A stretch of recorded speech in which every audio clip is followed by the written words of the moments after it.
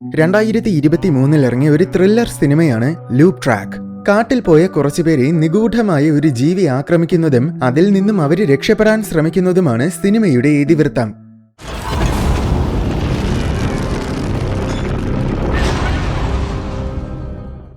ന്യൂസിലാൻഡിലെ ഒരു വലിയ മഴക്കാടിലാണ് കഥ നടക്കുന്നത്. സിനിമയിലെ പ്രധാന കഥാപാത്രമായ ജോൺ ഈ മഴക്കാടിൽ കുറച്ചു ദിവസത്തെ ഹൈക്കിങ്ങിന് വേണ്ടി വന്നിരിക്കുകയാണ്. സിറ്റിയിലെ തിരക്കേറിയ ബഹളം നിറഞ്ഞ ലൈഫിൽ നിന്നും കുറച്ച് സമാധാനം കിട്ടാൻ വേണ്ടിയിട്ടാണ് ഇവൻ ഹൈക്കിങ്ങിന് വന്നത്. കാടിന് സമീപമുള്ള പാർക്കിംഗ് ഏരിയയിൽ വണ്ടി പാർക്ക് ചെയ്തിട്ട് ഫോൺ എടുത്ത് നോക്കിയപ്പോൾ കുറെ മിസ്ഡ് കോൾസ് കിടക്കുന്നത് കണ്ടു. പക്ഷെ ആരെയും തിരിച്ചു വിളിക്കാൻ നിൽക്കാതെ ബാഗും എടുത്തുകൊണ്ട് അവൻ പുറത്തിറങ്ങി നടക്കാൻ തുടങ്ങി. മിനിറ്റുകൾക്കുള്ളിൽ തന്നെ അവൻ കാട്ടിൽ കയറി. ഇവന് ഹൈക്കിംഗ് ചെയ്ത് വലിയ എക്സ്പീരിയൻസ് ഒന്നുമില്ല. അതുകൊണ്ട് 10 മിനിറ്റ് നടന്നപ്പോൾ തന്നെ അവൻ തളർന്നു പോയി. അതിനു പുറമെ ഇവൻ ഇട്ടിരിക്കുന്ന വേഷവും ഹൈക്കിങ്ങിന് പറ്റിയതല്ല. ഇടയ്ക്ക് സോക്സ് ഊരി നോക്കിയപ്പോൾ കാൽപാദത്തിൽ ഒരു റാഷും പിടിപെട്ടിരിക്കുകയാണ്. സാധാരണ ഹൈക്കിങ്ങിന് വേണ്ടി ഉപയോഗിക്കുന്ന പ്രത്യേകതരം സോക്സുകളുണ്ട്. അങ്ങനത്തെ സോക്സ് ഇടാത്തത് കൊണ്ടാണ് റാഷ് വന്നത്. അത് കാരണം കാലിൽ നല്ല വേദന അനുഭവപ്പെടുന്നുണ്ട്. എങ്കിലും അവൻ വീണ്ടും നടന്നു. ഒരിടത്തെത്തിയപ്പോൾ മുന്നിലോട്ടുള്ള വഴിയിൽ കുറച്ചകലെ ഒരു കപ്പിൾ ഫോട്ടോസ് എടുത്തുകൊണ്ട് നിൽക്കുന്നത് കണ്ടു. അവരുടെ കണ്ണിൽ പെടാതെ ജോൺ പെട്ടെന്ന് ഒളിച്ചു നിന്നു. സംഭവം ഇവന് തീവ്രമായ സോഷ്യൽ ആങ്സൈറ്റി ഉണ്ട്. ആൾക്കാരുമായിട്ട് ഇടപഴകുന്നത് ഇവന് ഭയങ്കര പേടിയാണ്. അതിനാൽ എന്ത് ചെയ്തിട്ടാണെങ്കിലും ഇവൻ എപ്പോഴും മറ്റുള്ളവരുമായിട്ട് ഇടപഴകേണ്ട സാഹചര്യങ്ങളെല്ലാം ഒഴിവാക്കാൻ നോക്കും. അതിനുവേണ്ടി എത്ര കഷ്ടപ്പെടേണ്ടി വന്നാലും ഇവന് കുഴപ്പമില്ല. എന്തെങ്കിലും സഹായം ചോദിക്കാൻ പോലും ഇവൻ ആരോടും മിണ്ടാറില്ല. എന്തായാലും അവര് ഫോട്ടോസ് എടുത്തിട്ട് പെട്ടെന്ന് പോകുമെന്ന് കരുതി ജോൺ അവിടെ തന്നെ ഒളിച്ചു നിന്നു. പക്ഷേ കുറെ നേരമായിട്ടും അവര് പോകുന്നില്ല. അതുകൊണ്ട് ശരിയായ വഴിയിലൂടെ പോകേണ്ടതിന് പകരം അവൻ ഒരു ഷോർട്ട് കട്ടിലൂടെ നടന്ന് അവര് നിൽക്കുന്നതിന്റെയും അപ്പുറത്തെത്തി. പിന്നെ വീണ്ടും കുറെ ദൂരം നടന്നു. ഒരിടത്തെത്തിയപ്പോൾ കുറച്ചു നേരം വിശ്രമിക്കാമെന്ന് കരുതി. അങ്ങനെ ഒരു മരച്ചുവട്ടിലിരുന്ന് സ്നാക്സ് കഴിച്ചുകൊണ്ടിരിക്കുന്ന സമയം പെട്ടെന്ന് അവിടെ മറ്റൊരു ഹൈക്കർ വന്നു. നിക്കി. ഭയങ്കര അലപ്പറയായിട്ടുള്ള ഒരു ടൈപ്പ് ക്യാരക്ടറാണ് നിക്കി. എപ്പോഴും സംസാരിച്ചുകൊണ്ടേയിരിക്കും. അവൻ ജോണിന്റെ അടുത്ത് കുറെ കാര്യങ്ങൾ ചോദിച്ചു. ജോൺ ആണെങ്കിൽ ആകെ പരിഭ്രാന്തനായി. അവൻ എങ്ങനെയെങ്കിലും നിക്കിയെ ഒഴിവാക്കാൻ നോക്കി. പക്ഷേ നിക്കി വീണ്ടും വീണ്ടും സംസാരിച്ചുകൊണ്ടിരുന്നു. ഇടയ്ക്കിടയ്ക്ക് തൊലിഞ്ഞ തമാശകളും പറയാറുണ്ട്. നിക്കിയാണെങ്കിൽ ഒരു കൂട്ടില്ലാതെ വിഷമിച്ച് കാട്ടിലൂടെ നടക്കുകയായിരുന്നു. അതുകൊണ്ട് ഇനി എന്തായാലും നമുക്ക് ഒരുമിച്ച് മുന്നോട്ട് പോകാമെന്ന് നിക്കി പറഞ്ഞു. ജോൺ പല കാരണങ്ങളും പറഞ്ഞ് നിക്കിയെ ഒഴിവാക്കാൻ നോക്കി. എന്നാൽ അവസാനം നിക്കിയുടെ നിർബന്ധത്തിന് വഴങ്ങി ഒരുമിച്ച് പോകാമെന്ന് ജോൺ സമ്മതിച്ചു. അങ്ങനെ അവര് നടക്കാൻ തുടങ്ങി. യാത്രക്കിടയിൽ നിക്കി വാതോരാതെ സംസാരിക്കുകയായിരുന്നു. അവനെക്കുറിച്ചുള്ള എല്ലാ കാര്യങ്ങളും അവൻ ജോണിന് പറഞ്ഞു കൊടുത്തു. പക്ഷെ ജോൺ ആണെങ്കിൽ അവന്റെ പേരും ജോലിയും മാത്രമേ പറഞ്ഞു കൊടുത്തോളൂ. ജോൺ ശരിക്കും ഒരു വലിയ ബിസിനസ്മാൻ ആണെന്ന കാര്യം അപ്പോഴാണ് നമുക്ക് മനസ്സിലാകുന്നത്. കുറെ മണിക്കൂറുകളുടെ യാത്രയ്ക്കൊടുവിൽ അവര് കാട്ടിനുള്ളിലുള്ള ഒരു ചെറിയ ക്യാമ്പിലെത്തി. ഇത് ഹൈക്കിങ്ങിന് വരുന്നവർക്ക് രാത്രി തങ്ങാൻ വേണ്ടി നിർമ്മിച്ചിട്ടുള്ള ക്യാമ്പാണ്. ഇതുപോലെയുള്ള നിരവധി ക്യാമ്പുകൾ ഈ കാട്ടിലുടനീളമുണ്ട്. എന്തായാലും ക്യാമ്പിൽ ലൈറ്റ് കത്തിക്കിടക്കുന്നത് കണ്ടപ്പോൾ അവിടെ വേറെയും ആരോ ഉണ്ടെന്ന് മനസ്സിലായി. അകത്ത് കയറി നോക്കിയപ്പോൾ അത് നേരത്തെ കണ്ട കപ്പിളാണ്, മോണിക്കയും ഓസ്റ്റിനും. നിക്കി ഒറ്റ മിനിറ്റ് കൊണ്ട് തന്നെ അവരുമായിട്ട് കമ്പനിയായി. പക്ഷെ ജോൺ ഒരിടത്ത് മാറിയിരിക്കുകയാണ് ചെയ്തത്. ശേഷം ജോൺ ചെന്ന് ആഹാരം പാകം ചെയ്ത് കഴിക്കാൻ പോയി. അതിനിടയിൽ നിക്കി ജോണിന്റെ അടുത്ത് സംസാരിക്കാൻ വന്നു. ആഹാരം നേരെ ചൊവ്വേ വെന്തത് പോലുമില്ല. എന്നിട്ടും നിക്കിയോട് സംസാരിക്കാൻ പേടിച്ചിട്ട് ജോൺ ആഹാരവും എടുത്തോണ്ട് പോകാൻ നിന്നു. അപ്പോൾ നീ പേടിക്കാതെ നിന്ന് പാചകം ചെയ്യാൻ നിക്കി പറഞ്ഞു. അങ്ങനെ ജോൺ വീണ്ടും പാചകം തുടർന്നു. എന്നാൽ നിക്കിയോട് സംസാരിച്ചുകൊണ്ട് നിൽക്കുന്നതിനിടയിൽ പാചകത്തിൽ നിന്നും ജോണിന്റെ ശ്രദ്ധ മാറിപ്പോയി. അത് കാരണം അടുക്കളയിൽ തീ പിടിക്കാൻ തുടങ്ങി. പെട്ടെന്ന് നിക്കി സ്റ്റൗ ഓഫാക്കിയിട്ട് തീ അണയ്ക്കാൻ നോക്കി. മോണിക്കയും ഓടി വന്ന് നിക്കിയെ സഹായിച്ചു. അതിനിടയിൽ നാണക്കേട് തോന്നിയ ജോൺ ഇനി ഇവിടെ നിൽക്കണ്ടെന്ന് തീരുമാനിച്ചു. അങ്ങനെ അവൻ ബാഗും എടുത്തുകൊണ്ട് ആരും കാണാതെ ജനാല വഴി പുറത്തിറങ്ങി നടക്കാൻ തുടങ്ങി. എന്നാൽ കുറച്ചു ദൂരം എത്തിയതും അകലെ ആൾ രൂപം പോലെ എന്തോ ഒന്ന് കണ്ടു. ജോൺ ശരിക്കും പേടിച്ചു. അതിനാൽ ഉടൻ തന്നെ അവൻ തിരിച്ച് ക്യാമ്പിലേക്ക് പോയി. അവൻ പുറത്തു പോയതും തിരിച്ചു വന്നതും ഒന്നും ആരും കണ്ടില്ല. അടുത്ത ദിവസം രാവിലെ ജോൺ ബ്രേക്ക്ഫാസ്റ്റ് കഴിക്കുന്നതിനിടയിൽ നിക്കി അവന്റെ അടുത്ത് സംസാരിക്കാൻ വന്നു. ഇന്നലെ തീപിടുത്തത്തിൽ കുറെ പാത്രങ്ങൾ കരിഞ്ഞു പോയിരുന്നു. അതൊക്കെ നിക്കിയാണ് ഇന്നലെ കഴുകി ക്ലീൻ ആക്കി വെച്ചത്. അത് കാരണം നിക്കിക്ക് ജോണിന്റെ അടുത്ത് ദേഷ്യമുണ്ടായിരിക്കുമെന്നാണ് ജോൺ കരുതിയത്. പക്ഷേ നിക്കി അതൊരു പ്രശ്നമായിട്ട് കണക്കാക്കിയിട്ടില്ല. അത്രയ്ക്കും സോഷ്യലായിട്ടുള്ള ഭയങ്കര കൂളായ ഒരാളാണ് നിക്കി. എന്തായാലും ഇനി നമുക്ക് 4 പേർക്കും കൂടെ ഒരുമിച്ച് ഹൈക്കിംഗ് ചെയ്യാമെന്ന് നിക്കി പറഞ്ഞു. ജോൺ വീണ്ടും പലതും പറഞ്ഞ് ഒഴിയാൻ നോക്കി. പക്ഷേ നിക്കി വിട്ടില്ല. അങ്ങനെ 4 പേരും കൂടെ നടക്കാൻ തുടങ്ങി. യാത്രക്കിടയിൽ എല്ലാവരും അവരവരുടെ കാര്യങ്ങൾ പരസ്പരം ഷെയർ ചെയ്തു. പക്ഷേ ജോൺ മാത്രം ഒന്നും മിണ്ടിയില്ല. ജോണിന് നല്ല രീതിയിൽ സോഷ്യൽ ആങ്സൈറ്റി ഉണ്ടെന്ന കാര്യം ഇതിനോടകം വെച്ച് തന്നെ മറ്റു 3 പേർക്കും മനസ്സിലായി. അതുകൊണ്ട് കൊച്ചുകുട്ടികളോട് പെരുമാറുന്നത് പോലെ 3 പേരും അവന്റെ അടുത്ത് ഭയങ്കര സ്നേഹത്തോടെയാണ് പെരുമാറിയത്. ഉച്ചയായപ്പോൾ എല്ലാവരും കൂടെ ഒരു ചെറിയ അരുവിക്കരികിലിരുന്ന് ലഞ്ച് കഴിക്കാൻ തുടങ്ങി. അതിനിടയിൽ നമ്മൾ ഇങ്ങോട്ട് വരുന്ന വഴിക്ക് ഒരു മുയല് അന്തരിച്ച് കിടക്കുന്നത് കണ്ട കാര്യം ഓസ്റ്റിൻ പറഞ്ഞു. ഓസ്റ്റിൻ വനത്തിലൊക്കെ സർവൈവ് ചെയ്ത് ഒരുപാട് എക്സ്പീരിയൻസ് ഉള്ള ഒരാളാണ്. അതിനാൽ അവന് എല്ലാ വന്യമൃഗങ്ങളെക്കുറിച്ചും നന്നായിട്ട് അറിയാം. പക്ഷെ ഇന്നലെ മുയലിനെ കൊന്നിട്ടിരിക്കുന്നത് കണ്ടപ്പോൾ ഇതുവരെ കണ്ടിട്ടില്ലാത്ത എന്തോ ഒരു ജീവിയാണ് അത് ചെയ്തതെന്ന് ഓസ്റ്റിന് തോന്നി. പക്ഷെ ഈ കാട്ടിൽ മാരകമായ ജീവികളൊന്നും ഉള്ളതായിട്ട് ഇതുവരെ ആരും റിപ്പോർട്ട് ചെയ്തിട്ടില്ല. അതിനാൽ അതെന്ത് ജീവിയായിരിക്കുമെന്നോർത്ത് ഓസ്റ്റിൻ ആശങ്കയിലാണ്. ജോൺ ഇത് കേട്ട് ആകെ പേടിച്ചുപോയി. പക്ഷെ നിക്കിയും മോണിക്കയും അത് വലിയ കാര്യമായിട്ട് എടുത്തില്ല. ശേഷം ടോയ്ലറ്റിൽ പോകാനായിട്ട് ജോൺ കാട്ടിന്റെ കുറച്ചുള്ളിലേക്ക് കയറിപ്പോയി. എന്നാൽ അവിടെ ഒരു മരത്തിൽ എന്തോ ഒരു ജീവിയുടെ രക്തം തെറിച്ചു കിടക്കുന്നത് കണ്ടു. പേടിച്ചിട്ട് അവൻ പെട്ടെന്ന് തിരിച്ചു വന്നു. പിന്നെ എല്ലാവരും കൂടെ വീണ്ടും നടക്കാൻ തുടങ്ങി. പല മണിക്കൂറുകളോളം നടന്നു. ഇടയ്ക്ക് ആരോ ഇവരെ ഫോളോ ചെയ്യുന്നതായിട്ട് ജോണിന് തോന്നി. തിരിഞ്ഞു നോക്കിയപ്പോൾ കുറച്ചകലെ നിഴൽ പോലെ എന്തോ ഒന്ന് കണ്ടു. അവനുടനെ ബാക്കിയുള്ളവരെയും അത് വിളിച്ച് കാണിച്ചു കൊടുത്തു. പക്ഷെ അവര് നോക്കിയപ്പോൾ ഒന്നും കാണുന്നില്ല. അനാവശ്യമായ പേടി കാരണം എന്തോ കണ്ടതായിട്ട് ജോണിന് തോന്നിയതായിരിക്കുമെന്ന് ബാക്കിയുള്ളവര് കരുതി.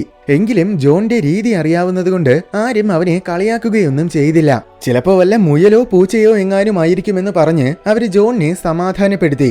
പിന്നെ അവര് വീണ്ടും നടക്കാൻ തുടങ്ങി. വൈകുന്നേരമായപ്പോൾ അവര് മറ്റൊരു ക്യാമ്പിലെത്തി. അകത്ത് കയറിയപ്പോൾ ഹാളിൽ 2 ബാഗുകൾ ഇരിക്കുന്നത് കണ്ടു. പക്ഷെ ആരെയും കാണാനില്ല. അവരെവിടെ പോയി നോർത്ത് ജോൺ അസ്വസ്ഥനായി. എന്നാൽ മറ്റു 3 പേരും അത് കാര്യമാക്കിയില്ല. അവര് ചിലപ്പോൾ സമീപത്തെങ്ങാനും പോയി കാണുമെന്നും കുറച്ചു കഴിയുമ്പോൾ തിരിച്ചു വരുമായിരിക്കുമെന്നാണ് മോണിക്ക പറഞ്ഞത്. പക്ഷേ രാത്രിയായിട്ടും അവര് തിരികെ വന്നില്ല. അപ്പോൾ ജോണിന് കൂടുതൽ ടെൻഷനായി. മറ്റു 3 പേരും അതൊന്നും കാര്യമാക്കാതെ ഡാൻസ് ഒക്കെ കളിച്ച് എൻജോയ് ചെയ്യുകയാണ്. ശേഷം ആഹാരമൊക്കെ കഴിച്ചിട്ട് എല്ലാവരും ഉറങ്ങാൻ പോയി. മണിക്കൂറുകളോളമായിട്ടും ജോണിന് മാത്രം ഉറക്കം വന്നില്ല. ഈ ബാഗുകളുടെ ഉടമസ്ഥർക്ക് എന്ത് സംഭവിച്ചുവെന്നറിയാതെ ഇനി ജോണിന് ഉറക്കം വരില്ല. അങ്ങനെ അവൻ എണീറ്റ് ആ ബാഗുകൾ പരിശോധിക്കാൻ പോയി.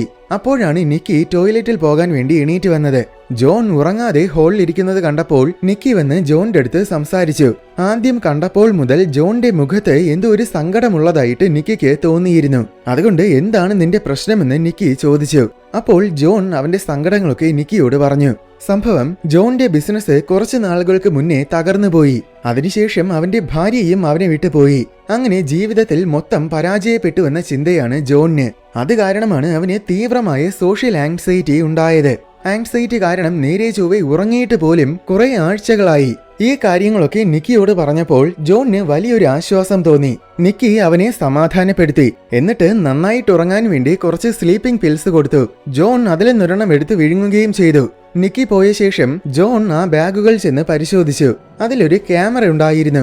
അവൻ ഇതെടുത്ത് ഓൺ ചെയ്ത് നോക്കിയപ്പോൾ ഈ ബാഗിന്റെ ഉടമസ്ഥര് 2 പെണ്ണുങ്ങളാണെന്ന് മനസ്സിലായി. പക്ഷെ അതിലൊരു ഫോട്ടോയിൽ അവരുടെ കൂടെ നിക്കിയുമുണ്ട്. അതുകണ്ട് അവൻ ഞെട്ടിപ്പോയി. അപ്പോഴേക്കും നേരത്തെ കഴിച്ച ഗുളിക പ്രവർത്തിക്കാൻ തുടങ്ങി. അങ്ങനെ അവൻ പതിയെ കുഴഞ്ഞു വീണു.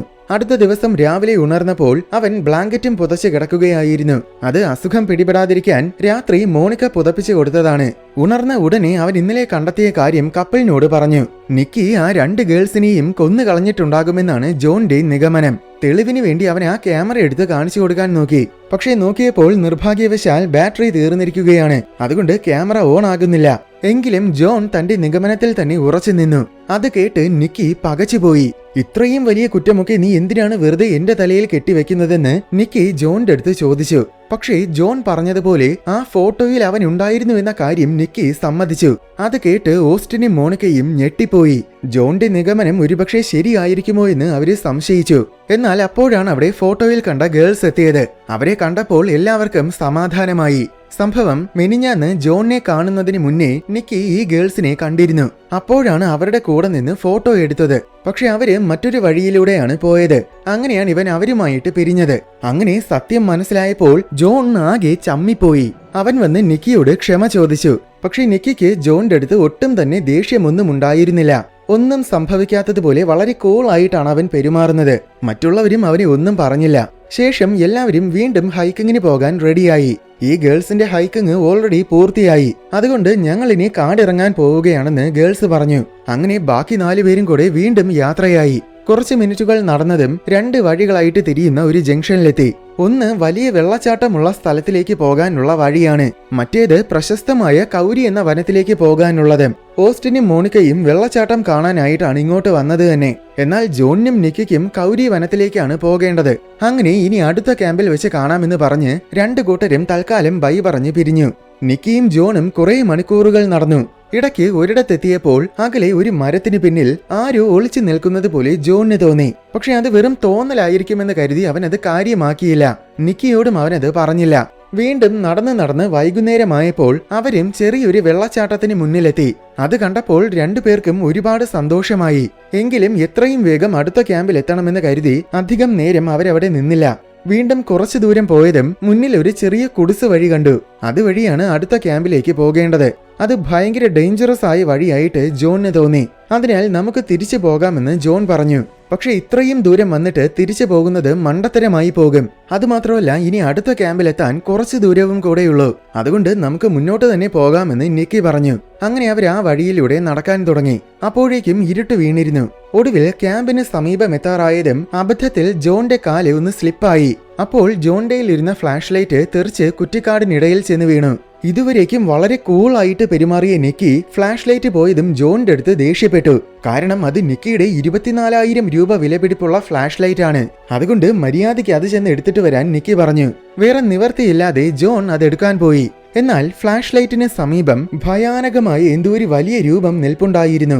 അത് കണ്ട് പേടിച്ച് കിടുങ്ങിപ്പോയ ജോൺ നിലവിളിച്ച് അലറിക്കൊണ്ട് തിരിച്ചോടി. അവന്റെ നിലവിളി അങ്ങ് ക്യാമ്പിൽ വരെ എത്തി. അത് കേട്ട് ഓസ്റ്റിനും മോണിക്കയും ഓടി വന്നു. എന്നെ എന്തോ ഒരു ജീവി തുരത്തിയെന്ന് ഭയന്ന് വിറച്ചുകൊണ്ട് ജോൺ പറഞ്ഞു. പക്ഷെ ബാക്കിയുള്ളവർ നോക്കിയപ്പോൾ അവിടെ എങ്ങും ഒരു ജീവിയെയും കാണാനില്ല. ശേഷം എല്ലാവരും കൂടെ ക്യാമ്പിലേക്ക് പോയി. അവിടെ വെച്ച് ഓസ്റ്റിനും മോണിക്കയും നിക്കിയും കൂടെ ജോണിനെ കുറിച്ച് സീരിയസ് ആയിട്ട് ചർച്ച ചെയ്തു. ജീവിതത്തിലെ പ്രശ്നങ്ങളും അനാവശ്യമായ ഭയവും ഉറക്കമില്ലായ്മയും ഒക്കെ കാരണം ജോണിന്റെ മാനസിക നില പോലും തെറ്റാൻ തുടങ്ങിയിരിക്കുകയാണെന്നാണ് അവരുടെ നിഗമനം. ഇനിയും കൂടുതൽ സമയം കാട്ടിൽ നിന്നാൽ ചിലപ്പോൾ ഇവന്റെ മാനസിക നില പൂർണ്ണമായും തകരും. അതുകൊണ്ട് നാളെ തന്നെ ജോണിനെയും കൊണ്ട് കാടിറങ്ങണമെന്നാണ് 3 പേരും കൂടെ ഒരുമിച്ചെടുത്ത തീരുമാനം. പക്ഷെ അതിനുവേണ്ടി നിങ്ങൾ ബുദ്ധിമുട്ടണ്ട, ഞാൻ തന്നെ അവനെ കൊണ്ടുപോകാമെന്ന് നിക്കി പറഞ്ഞു. അവരുടെ തീരുമാനം ചെന്ന് ജോണിന്റെ അടുത്ത് പറഞ്ഞപ്പോൾ അത് തന്നെയാണ് ശരിയെന്ന് ജോണിനും തോന്നി. അങ്ങനെ അടുത്ത ദിവസം രാവിലെ നിക്കി ജോണിനെയും കൊണ്ട് കാടിറങ്ങാൻ തുടങ്ങി. കുറെ മണിക്കൂറുകൾ നടന്ന ശേഷം കുറച്ചു നേരം വിശ്രമിക്കാമെന്ന് കരുതി രണ്ടുപേരും കൂടി ഒരു മരച്ചുവട്ടിലിരുന്നു. അതിനിടയിൽ ടോയ്ലറ്റിൽ പോകണമെന്ന് തോന്നിയതിനാൽ ഞാൻ ഇപ്പൊ വരാമെന്നും പറഞ്ഞ് നിക്കി കുറച്ചുള്ളിലേക്ക് കയറിപ്പോയി. പക്ഷെ കുറെ നേരമായിട്ടും അവൻ തിരിച്ചു വന്നില്ല. ജോൺ നിക്കിയെ ഉറക്കെ വിളിച്ചു നോക്കി. എന്നിട്ടും നിക്കി വിളി കേൾക്കുന്നില്ല. അങ്ങനെ ജോൺ ചെന്ന് നോക്കിയപ്പോൾ എന്തോ ഒരു ജീവി നിക്കിയെ കടിച്ചു മുറിച്ചിട്ടിരിക്കുന്ന കാഴ്ചയാണ് കണ്ടത്. ജോൺ പേടിച്ച് മരവിച്ചു പോയി. ബാഗ് പോലും എടുക്കാൻ നിൽക്കാതെ അവൻ വളരെ വേഗം തിരിച്ചോടി. ഓടുന്ന വഴിക്ക് കപ്പലിനെ കണ്ടു. നിക്കിയെ എന്തോ ഒരു ജീവി കൊന്നു കളഞ്ഞുവെന്ന് ജോൺ പറഞ്ഞു. രണ്ടുപേരും അത് കേട്ട് പകച്ചുപോയി. ഒന്നുകിൽ ജോൺ ഭ്രാന്ത് പിടിച്ച് വെറുതെ കള്ളം പറയുന്നതായിരിക്കും, അല്ലെങ്കിൽ ഇവൻ തന്നെ നിക്കിയെ കൊന്നു കാണുമെന്ന് ഓസ്റ്റിനും മോണിക്കയും കരുതി.